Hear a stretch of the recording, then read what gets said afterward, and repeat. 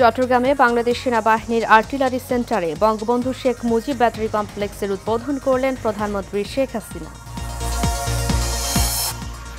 সারা দেশে বইছে তীব্র তাপদাহ, গরমে অতিষ্ঠ জনজীবন, রোগীর চাপ সামলাতে হিমশিম খাচ্ছে হাসপাতালগুলো। এবং সোমালীয় জলদস্যুদের কবল থেকে মুক্ত এমপি আবদুল্লাহ পৌঁছল সংযুক্ত আরব আমিরাতের জলসীমায়, বিকেলে নোঙ্গর করবে হামতিয়া বন্দরে।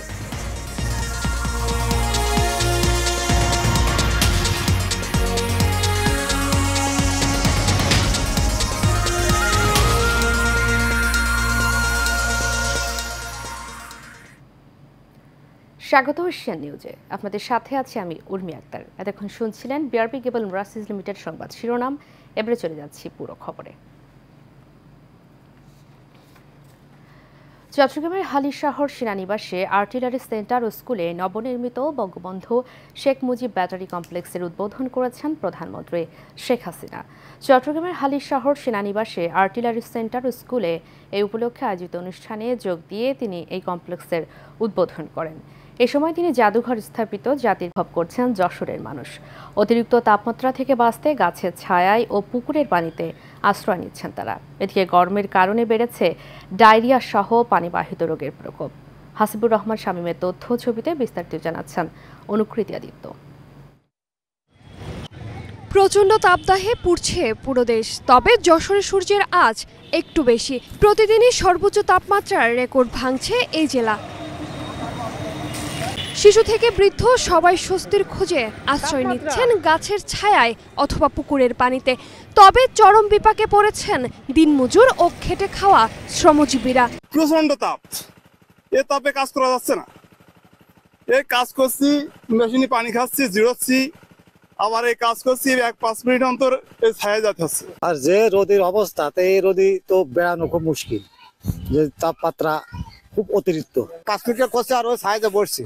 গরিব মানুষ, না খাটলেও চলছে না, কি করবে এখন, কষ্ট করে হলেও করতে হবে। মাঠে তো দৌড় মারতে হলো, এত প্রচন্ড গরম, এত তাপ জীবনে 10-20 বছরের মধ্যে দেখিনি। এদিকে তাপমাত্রা বেশি হয় হাসপাতালে বেড়েছে রোগীর সংখ্যা। প্রতিদিনই হাসপাতালে ভর্তি হচ্ছেন শিশুসহ নানা বয়সী মানুষ। আমরা দেখছি যে গরমের রোগীর সংখ্যা আস্তে আস্তে বৃদ্ধি পেয়েছে। যেমন আজকে আমার এই হাসপাতালে এই বছরের ভিতরে সর্বোচ্চ সংখ্যক রোগী ভর্তি আছে 703 জন। আমরা আশঙ্কা করছি যে ডায়রিয়া রোগী বাড়তে পারে, সেই বিষয়ে আমাদের প্রস্তুতি আছে। নিরাপদ পানি খাইতে হবে। এই গরমের সময় মানুষের যেটা হয় যে রাস্তাঘাটের যে খোলা পানি সেটা খায় এবং ডায়রিয়া আক্রান্ত হয়, সেটা খাওয়া করা যাবে না। পর্যাপ্ত পরিমাণ নিরাপদ পানি সেটা গ্রহণ করবে। প্রচণ্ড তাপদাহে প্রয়োজন ছাড়া ঘর থেকে বের না হওয়ার পরামর্শ দিয়েছেন জেলা প্রশাসন। অনুকৃতি আদিত্য, এশিয়ান টেলিভিশন। দর্শক, তাপদাহের আরও খবর জানাতে আমাদের সাথে রাজশাহী থেকে সরাসরি যোগ দিচ্ছেন সহকর্মী বারিউল আলম শান্ত। শান্ত, আমাকে শুনতে পাচ্ছেন? শান্ত, এখনো পর্যন্ত রাজশাহীতে সর্বোচ্চ কত ডিগ্রি তাপমাত্রা রেকর্ড হয়েছে এবং আবহাওয়া অফিস কি বলছে, আমাদেরকে বিস্তারিত জানাবেন। উর্মি, বৈশাখের তীব্র তাপদাহে পুড়ছে পদ্মাপাড়ের রাজশাহী। সকাল থেকে যেন সূর্য দিয়ে আগুন ঝরছে। গত কয়েকদিনের টানা তাপদাহে রাজশাহীবাসীর যে জনজীবন সেটি কিন্তু অনেকটা নার্ভিশ্বাস হয়ে উঠেছে। আমরা দেখেছি যে গত কয়েকদিন ধরেই কিন্তু তীব্র তাপদাহ বয়ে যাচ্ছে রাজশাহীর উপর দিয়ে। এর পাশাপাশি বাতাসের যে আর্দ্রতা সেটি কিন্তু তুলনামূলক অনেক কম, ফলে এই যে গরম সেটি কিন্তু বেশি অনুভূত হচ্ছে। আমি যদি উর্মি আপনাকে রাজশাহী 2 দিনের যদি গত 2 দিনের তাপমাত্রা আপনাকে জানিয়ে রাখি, গত 2 দিনেই কিন্তু রাজশাহীতে বিকাল 3টা নাগাদ কিন্তু 41 ডিগ্রি সেলসিয়াস তাপমাত্রা অতিক্রম করেছে। গতকাল এই মৌসুমের সর্বোচ্চ তাপমাত্রা 41.5 ডিগ্রি সেলসিয়াস কিন্তু রেকর্ড করা হয়েছে বিকাল 3টার দিকে। এছাড়াও আমরা কিছুক্ষণ আগে আবহাওয়া অফিসের সাথে কথা বলেছি, তারা আমাদেরকে যেমনটি জানিয়েছেন যে আজকে ঠিক দুপুর 12টা নাগাদ কিন্তু রাজশাহীর তাপমাত্রা ছিল 39.5 ডিগ্রি সেলসিয়াস। অর্থাৎ তাপমাত্রা কিন্তু সহজেই কমার কোনো সম্ভাবনা নেই। আবহাওয়া অফিস বলছে যে তাপমাত্রা কিন্তু বেলা বাড়ার সাথে সাথে আরো কিছুটা বাড়তে পারে, তবে 2 থেকে 3 দিন পরে কিছুটা আবহাওয়া কমতে পারে বলে কিন্তু আবহাওয়া অফিসের পক্ষ থেকে আমাদেরকে জানানো হয়েছে। এছাড়া উর্মি আপনাকে জানিয়ে রাখি যে তীব্র গরমের কারণে কিন্তু বিশেষ প্রয়োজন ছাড়া মানুষ ঘর থেকে বের হচ্ছেন না, এবং বিশেষজ্ঞ চিকিৎসক যারা রয়েছেন তারা কিন্তু পরামর্শ দিচ্ছেন যে বিশেষ প্রয়োজন ছাড়া যেন মানুষ ঘর থেকে বাইরে বের না হয়। এছাড়াও আমি রাজশাহী মেডিকেল কলেজ হাসপাতালের কর্তৃপক্ষের সাথে কথা বলেছি, তারা আমাদেরকে জানিয়েছেন যে গরম বেড়ে যাওয়ায় গরমজনিত যে রোগগুলো আছে সেগুলো প্রকোপ কয়েক গুণ বৃদ্ধি পেয়েছে, এবং হাসপাতালে শয্যা সংখ্যার বিপরীতে প্রায় 3 থেকে 4 গুণ রোগী কিন্তু চিকিৎসা নিচ্ছেন এবং এই গরমজনিত রোগে আক্রান্ত অধিকাংশই কিন্তু বয়োজ্যেষ্ঠ এবং শিশু যারা রয়েছেন তারা। চিকিৎসকরা বলছেন যে শিশুদের প্রতি একটু এই গরমে বাড়তি যত্ন নেওয়ার কথা তারা বলছেন। তো সব মিলিয়ে যদি আমি আপনাকে বলি, রাজশাহীতে কিন্তু সহসায় এখনো পর্যন্ত কোনো ভালো খবর নেই। ধারণা করা হচ্ছে এই তাপদাহ আরো কিছুদিন অব্যাহত থাকবে। উর্মি। শান্ত, ধন্যবাদ আপনাকে। দর্শক, রাজশাহী থেকে তাপদাহের খবর নিয়ে আমাদের সাথে যুক্ত ছিলেন বাড়িউল আলম শান্ত। চলে যাচ্ছে পরবর্তী প্রসঙ্গে। মুক্তিপণ দিয়ে সোমালীয় জলদস্যুদের কবল থেকে মুক্ত জাহাজ এমভি আবদুল্লাহ সংযুক্ত আরব আমিরাতের জলসীমায় এসে পৌঁছেছে। শনিবার সন্ধ্যার পর জাহাজটি দেশটির জলসীমায় প্রবেশ করে। আজ বিকেল 4টা নাগাদ ফুজাইরা উপকূল ও হরমুজ প্রণালী হয়ে আমিরাতের আলুহামরিয়া বন্দরের বহিনোঙরে পৌঁছানোর কথা রয়েছে জাহাজটির। এ বিষয়ে কেএসআরএম গ্রুপের প্রধান নির্বাহী কর্মকর্তা মেহেরুল করিম জানান, আজ বিকালে আলুহামরিয়া বন্দরের বহিনোঙরে পৌঁছানোর পরের দিন সোমবার কয়লা খালাসের জন্য জাহাজটিকে জেটিতে ফেরানো হবে। সেখান থেকে 2 জন নাবিক বিমানে করে দেশে ফিরবেন। বাকি 21 জন নাবিক এমভি আবদুল্লাহ জাহাজ যোগে দেশে ফিরবেন। সেক্ষেত্রে তাদের সময় লাগবে 25 থেকে 26 দিন। দ্বিতীয় ধাপে উপজেলা পরিষদ নির্বাচনের মনোনয়নপত্র দাখিলের শেষ দিন আজ। নারায়ণগঞ্জের রূপগঞ্জেও দ্বিতীয় ধাপে 21 মে অনুষ্ঠিত হবে ভোট গ্রহণ। এই উপজেলা এখনো পর্যন্ত চেয়ারম্যান পদে 4 জন মনোনয়নপত্র দাখিল করবেন বলে জানা যায়। তারা হলেন জাপান বাংলাদেশ গ্রুপের চেয়ারম্যান সেলিম প্রধান, সংসদ সদস্য গোলাম দস্তগীর গাজীর পুত্র পাপ্পা গাজী, হাবিবুর রহমান হাবিব, তমাল আহমেদের নামও শোনা যাচ্ছে। তফসিল অনুযায়ী মনোনয়নপত্র বাছাই 23 এপ্রিল, আপিল গ্রহণ 24 থেকে 26 এপ্রিল, আপিল নিষ্পত্তি 27 থেকে 29 এপ্রিল, প্রার্থিতা প্রত্যাহারের শেষ সভায় 30 এপ্রিল। প্রতীক বরাদ্দ 2 মে। এই ধাপে 161 উপজেলায় আগামী 21 মে ভোট গ্রহণ করা হবে।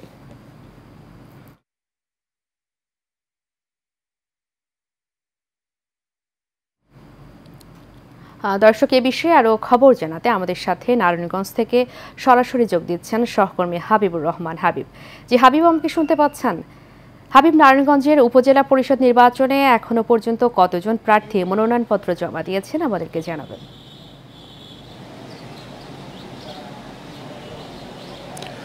উর্মি, সারা দেশের মতো আসলে নারায়ণগঞ্জেও প্রথম এবং দ্বিতীয় ধাপে উপজেলা নির্বাচন জমে উঠেছে। প্রথম নারায়ণগঞ্জে 5টি উপজেলার মধ্যে প্রথম ধাপে 2টি উপজেলার কথা থাকলো। সদর উপজেলা নির্বাচন কমিশনের এবং আদালতের নিষেধাজ্ঞা থাকার কারণে এটা বন্ধ রয়েছে এবং বাকি 3টা উপজেলা রূপগঞ্জ, আড়াইহাজার এবং সোনারগাঁ দ্বিতীয় ধাপে নির্বাচন অনুষ্ঠিত হতে যাচ্ছে। এর মধ্যে নারায়ণগঞ্জ আর রূপগঞ্জ উপজেলা আসলে সবার মনোযোগ রূপগঞ্জের দিকে। কে হতে যাচ্ছেন আসলে রূপগঞ্জের সেই উপজেলার চেয়ারম্যান, এবং সেই জন্য আসলে মাঠে ঘাটে সবাই নামছেন আসলে হেভি ওয়েটার অনেক প্রার্থী। তার মধ্যে যার নাম বেশি শোনা যাচ্ছে তিনি হচ্ছে সেলিম প্রধান, যারা রূপগঞ্জের মাটিতে আসলে সন্ত্রাস এবং ইফটিজিং মুক্ত একটা রূপগঞ্জ এবং ভূমিদস্যু রূপগঞ্জ গড়ে তোলার জন্য আসলে উনি নিরলস কাজ করে যাচ্ছেন।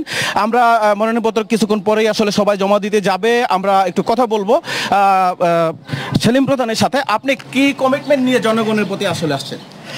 আমার কমিটমেন্ট তো একটাই, সবসময় বলে আসছে আর কি, সেটা হলো যে রূপগঞ্জ থেকে মাদক, সন্ত্রাসী, চাঁদাবাজি, কিশোর গ্যাং, রূপগঞ্জবাসীকে নতুন রূপগঞ্জ আমি ফেরত দেবো আর কি। আর আপনারা তো ভালো করে জানেন যে প্রধান যা বলে তা কিন্তু করেই আর কি। আমি রূপগঞ্জের সন্তান, আমার গায়ের প্রতিটা অঙ্কে কিন্তু আমার রূপগঞ্জের রক্ত আর কি। আমি আপনাদের সবাইকে বলবো যে আপনারা সবাই আমার সাথে থাকেন, দেখেন আমরা কি করি আর কি। আসলে মাননীয় প্রধানমন্ত্রীর লক্ষ্য অনুযায়ী স্মার্ট রূপগঞ্জ গড়ার জন্য আসলে কাজ করে যাচ্ছেন এবং এই কমিটমেন্টই তারা কাজ করছেন মাঠে। তো উর্মি, এই ছিল নারায়ণগঞ্জ থেকে আমার কাছে। জি হাবিব, অসংখ্য ধন্যবাদ আপনার। দর্শক, প্রথমেই তাপদাহের খবর নিয়ে যুক্ত হচ্ছেন আমাদের সাথে আমাদের সহকর্মী সিরাজগঞ্জ থেকে সহকর্মী জিন্না ফারুক। যে জিন্না, আমাকে শুনতে পাচ্ছেন? জিন্না, সিরাজগঞ্জে তাপপ্রবাহের প্রভাব কেমন দেখছেন আমাদেরকে জানাবেন। উর্মি, আপনি যেমনটা বলছিলেন, আমরা দেখছি যে সারা দেশে কিন্তু তীব্র তাপদাহ বয়ে যাচ্ছে। তো আপনাকে যদি একটু বলতে চাই, আমরা দেখছি যে সিরাজগঞ্জে কিন্তু এর ব্যতিক্রম না। আমরা বিভিন্ন মানুষের সাথে, বিশেষ করে যারা খেটে খাওয়া মানুষ আছে তাদের সাথে কথা বলেছি। তারা যেটা জানিয়েছে যে তীব্র তাপদাহে আসলে কিন্তু তাদের যে প্রতিদিনের যে কাজ সেটা কিন্তু আসলে ব্যাহত হচ্ছে। বিশেষ করে কৃষিকাজ এবং যারা দিনমজুর আছে তারা কিন্তু এই তীব্র তাপদাহে তারা স্বাভাবিকভাবে যে কাজ সেই কাজটা কিন্তু চালিয়ে যেতে পারছেন না।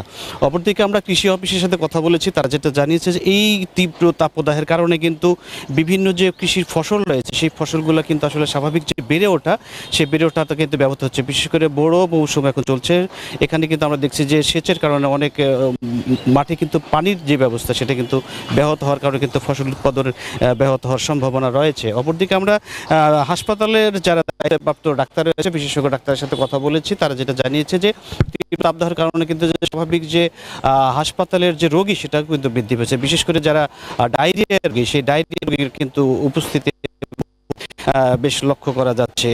সেই ক্ষেত্রে হাসপাতাল কর্তৃপক্ষ জানিয়েছে যে চিকিৎসা দিতে হতে তাদের কিন্তু হিমশিম খেতে হয়েছে। এবং তারা যেটা জানিয়েছে, বিশেষ করে শিশু যারা রয়েছে, শিশুদের কিন্তু প্রয়োজন ছাড়া ঘর থেকে বের করতে নিষেধ করা হয়েছে। এবং যারা বৃদ্ধ রয়েছে, বৃদ্ধরাও কিন্তু আসলে এই রোদ তীব্র তাপদাহের কারণে যেন প্রয়োজন ছাড়া বের না হয়, এমনটা তারা কিন্তু বার্তা দিয়েছেন। অপরদিকে আমরা বিভিন্ন মানুষের সাথে যেটা কথা বলে যেটা জেনেছি যে তারা এই যে তীব্রতাহের তাপদাহের কারণে যে স্বাভাবিক জীবনযাপন অনেকটাই কিন্তু ব্যাহত হচ্ছে। তো অপরদিকে স্কুল এবং বন্ধ থাকলেও আমরা দেখছি কোচিং সেন্টারগুলো কিন্তু খোলা রয়েছে। তারপরেও এই তীব্র তাপদাহে সবাইকে কিন্তু আসলে ঘর থেকে প্রয়োজন ছাড়া বের না হওয়ার জন্যই পরামর্শ দিয়েছেন বিশেষজ্ঞ ডাক্তাররা। তো সিরাজগঞ্জ থেকে এই ছিল আমার কাছে তীব্র তাপদাহের সর্বশেষ অবস্থা। উর্মি। জি, অসংখ্য ধন্যবাদ আপনাকে। দর্শক, আমাদের সাথে সিরাজগঞ্জ থেকে তাপপ্রবাহের খবর নিয়ে যুক্ত ছিলেন সহকর্মী জিন্না ফারুকি। এবার সারা বাংলা প্রসঙ্গ। গাজীপুরের শ্রীপুরে চিকিৎসকের অবহেলায় অতিরিক্ত রক্তক্ষরণে প্রসূতি মৃত্যুর অভিযোগ উঠেছে। উপজেলার বারমি বাজারে নাগরিক ডায়াগনস্টিক সেন্টার ও হাসপাতালে এই ঘটনা ঘটে। চিকিৎসকের অদক্ষতা এবং অতিরিক্ত রক্তক্ষরণের ফলে প্রসূতির মৃত্যু হয়েছে বলে অভিযোগ করেছেন নিহতের স্বজনেরা। হাসপাতালটিতে একাধিকবার এরকম ঘটনা ঘটলেও কোনো প্রতিকার করা হচ্ছে না বলে দাবি করেন তারা। এ বিষয়ে শ্রীপুর থানার ভারপ্রাপ্ত কর্মকর্তা আকবর আলী খান বলেন, এ ঘটনায় লিখিত অভিযোগ পাওয়া গেছে, বিষয়টি তদন্ত করে আইনগত ব্যবস্থা নেওয়া হবে।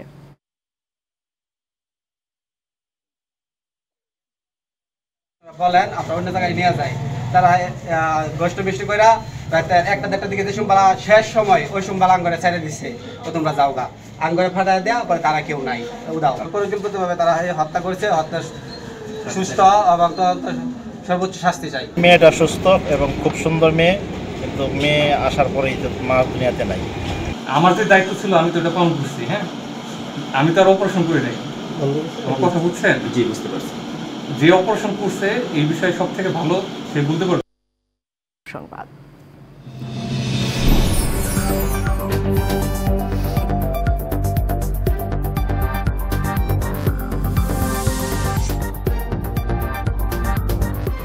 HM Expert B500 CWR স্বাধীনতার সুবর্ণ জয়ন্তীতে নতুন বাংলাদেশ গড়ার প্রত্যয়।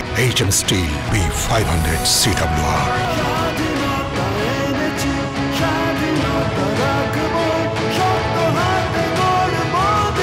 HM Steel। চট্টগ্রামে বাংলাদেশ গীতা শিক্ষা কমিটি বার্ষিক পটিয়া উপজেলা সংসদ কার্যকরী পরিষদের অভিষেক সংবর্ধনা অনুষ্ঠিত হয়েছে। নগরীর পটিয়া ক্লাব প্রাঙ্গণে দেবাশিস ধর বাপনের সভাপতিত্বে ও প্রিয়তর সরকার রাসুর সঞ্চালনায় এতে প্রধান অতিথি ছিলেন চট্টগ্রাম 12 পটিয়া আসনের সংসদ সদস্য মোতাহেরুল ইসলাম চৌধুরী। এতে বিপাকে পড়েছেন কৃষকেরা। তারা বলছেন, প্রতিকূল আবহাওয়ার কারণে এবার আমের ফলনে বিপর্যয় ঘটবে। আর গবেষকরা বলছেন, প্রয়োজনীয় পরিচর্যার মাধ্যমে আমের গুটি ঝরা রোধ করা সম্ভব। মোহাম্মদ নাদিম হোসেনের পাঠানো তথ্যচিত্রে বিস্তারিত জানাচ্ছেন মঞ্জুল এনাম। চাঁপাই নবাবগঞ্জে কয়েকদিনের টানা তাপদাহে ঝরে যাচ্ছে আমের গুটি। একে তো প্রতিকূল আবহাওয়ায় আমের মুকুল এসেছে কম, তার উপর খরাতে আম ঝরে যাওয়ায় বিপাকে পড়েছেন চাষিরা। চাষিরা বলছেন, খরা থেকে আম রক্ষার জন্য নিয়মিত পরিচর্যা করতে হচ্ছে, এতে আমের উৎপাদন খরচ বেড়ে যাচ্ছে। এবার যে পরিস্থিতি গরমের কারণে আম অনেক নষ্ট হয়ে যাচ্ছে, আম নিচে পড়ে যাচ্ছে, পচে যাচ্ছে। অতিরিক্ত তাপমাত্রার কারণে আম ঝরে যাচ্ছে, বৃষ্টি না হলে কিছুদিনের মধ্যে আরও আম ঝরে যাবে। অনেকে সেচ দিতে পারছে না, পানির লেয়ার পাওয়া যাচ্ছে না। আবার কেউ দেখা যায় যে সেচ দিচ্ছে কোনোভাবে, তো খরচ বেড়ে যাচ্ছে। এই যদি অবস্থা হয় তাহলে আমরা অবশ্যই এবার খুবই ভীত আছি। স্থানীয় আঞ্চলিক গবেষণা কেন্দ্রের গবেষকরা বলছেন, খরার মতো প্রাকৃতিক দুর্যোগের সময় চাষিদের খুবই সতর্কতার সঙ্গে গাছ পরিচর্যা করতে হবে। এক্ষেত্রে গাছের গোড়ায় নিয়মিত সেচ দেওয়ার পাশাপাশি ছত্রাকনাশক স্প্রে করার পরামর্শ এই কর্মকর্তার। আম ঝরা রোধ করতে হলে খুব জরুরিভাবে এখন গাছের গোড়ায় সেচ দিতে হবে। যদি সেচের ব্যবস্থা না করা যায় তাহলে অন্তত গাছে পানি স্প্রে করতে হবে, এবং যদি এটা পানি স্প্রে করা না যায় তাহলে কিন্তু আম ঝরে যাবে। আর এই সময় আরেকটি সমস্যা আসবে যে ফল ছিদ্রকারী পোকা, এটিকে খেয়াল রাখতে হবে। যদি ফল ছিদ্রকারী পোকার আক্রমণ নজরে পড়ে তাহলে দেরি না করেই ফেনিট্রোথিওন গ্রুপের যে কীটনাশক আছে সেই কীটনাশক প্রতি লিটার পানিতে 2 মিলি হারে মিশিয়ে স্প্রে করতে হবে। কৃষি বিভাগের তথ্য মতে চাঁপাইনবাবগঞ্জে চলতি বছরে 37,604 হেক্টর জমিতে আম বাগান রয়েছে। উৎপাদনের লক্ষ্যমাত্রা নির্ধারণ করা হয়েছে প্রায় 4.5 লাখ মেট্রিক টন আম। মন্ডলের নাম, এশিয়ান টেলিভিশন। শেষ করব এশিয়ান নিউজ, তার আগে বিআরবি কেবল ইন্ডাস্ট্রিজ লিমিটেড সংবাদ শিরোনামগুলো জানাবো আরও একবার।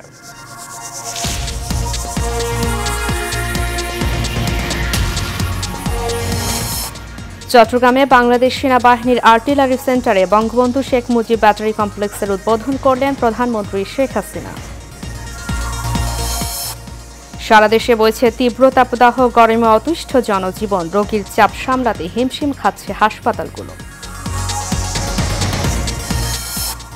এবং সোমালীয় জলদস্যুদের কবল থেকে মুক্তি, এমভি আবদুল্লাহ পৌঁছল সংযুক্ত আরব আমিরাতের জলসীমায়। বিকেলে নৌকর পড়বে হামতিয়া বন্দরে। এশিয়ান নিউজ এ পর্যন্তই। পরবর্তী সংবাদ দেখার আমন্ত্রণ জানিয়ে শেষ করছি। ধন্যবাদ সবাইকে।